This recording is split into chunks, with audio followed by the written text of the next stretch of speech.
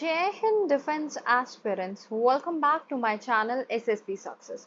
For any query regarding SSP and AFSP, please join our Telegram channel SSP Success, whose link is given in the description box. And for more updates regarding SSP and AFSP, do subscribe our YouTube channel SSP Success. Today, we are going to cover an important topic that was in news, and it's about Women Reservation Bill 2023. It's very important for your upcoming SSP and AFSP. So let's get started with our topic. सी context की अगर हम बात करें, recently pass किया गया है 128 amendment bill 2023, जिसको पॉपुलरली कहा गया है वुमेन रिजर्वेशन बिल, जो हाईलाइट करता है delimitation commission of electoral constituencies. अगर हम डीलिमिटेशन कमीशन की बात करें, देखो इसमें क्या होता है कि फिक्स करनी होती है कॉन्स्टिट्यूएंसीज एंड बाउंड्रीज। ये एक्सरसाइजेस क्या करती है, कार्व करती है इलेक्टोरल कॉन्स्टिट्यूएंसीज को और उनकी बाउंड्रीज को फिक्स करती है। That is refer to as limitation. Delimitation commission जो है that is set up by the union government, appoint किया गया है प्रेसिडेंट ऑफ इंडिया के द्वारा। Collaboration with election commission of India के साथ काम करती है।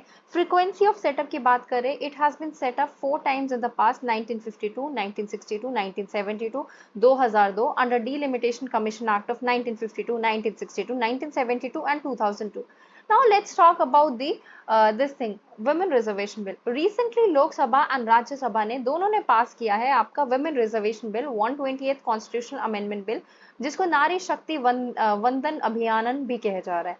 ये बिल रिजर्व करता है 1/3 of the seats in the Lok Sabha, state legislative assemblies and Delhi assembly. ये अप्लाई किया जाता है to the seat reserve for scheduled caste, scheduled tribe in Lok Sabha and state legislatures. What is the background and need for this bill? अगर हम background की बात करें, जो डिस्कशन है reservation of women reservation bill की, that is prevalent since the tenure and the ministry Shri Atal Bihari Vajpayee in 1966। Government जो है वो मेजोरिटी लैक करती है, तो बिल जो है वो अप्रूव ही नहीं हो पाया है। अर्लियर अटेम्प्ट्स किए गए रिजर्व करने के लिए वुमेन्स के लिए सीट्स। पहला अटेम्प्ट हुआ था 1996 में, first women reservation bill was introduced in the parliament. 1998 में से लेकर 2003 तक government table the bill on 4 occasion but failed. 2009 में गवर्नमेंट ने टेबल किया बिल को एंड अमिड द प्रोटेस्ट। 2010 में यूनियन कैबिनेट ने पास किया बिल को एंड राज्यसभा ने भी पास किया। 2014 में bill was expected to tabled in LS. अगर हम नीट की बात करें, there are 82 members of parliament in Lok Sabha, जो 15.2% और 31 women है राज्यसभा में, that is only 13%। Numbers have increase significantly since the first Lok Sabha. पहले में 5% थे, बट अभी भी बहुत कम है as compare to the many countries. Recent UN women report के द्वारा रवांडा में 61% है, क्यूबा में 53% है, निकारागुआ में 52% है। These are the top 3 countries जिसमें वुमेन टॉप करती है रिप्रेजेंटेशन में। बांग्लादेश में इट्स लाइक 21%, पाकिस्तान में 20%। They are also ahead of India in case of female representation. What are the key features of this bill?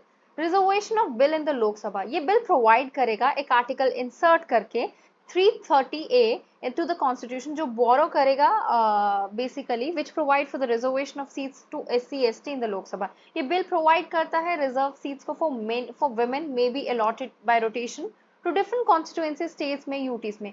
ये जो सीट्स रिजर्व किया गया है SC और ST के लिए, बिल सॉर्ट करेगा to provide 1/3 of the seats to be reserve for women on rotational basis.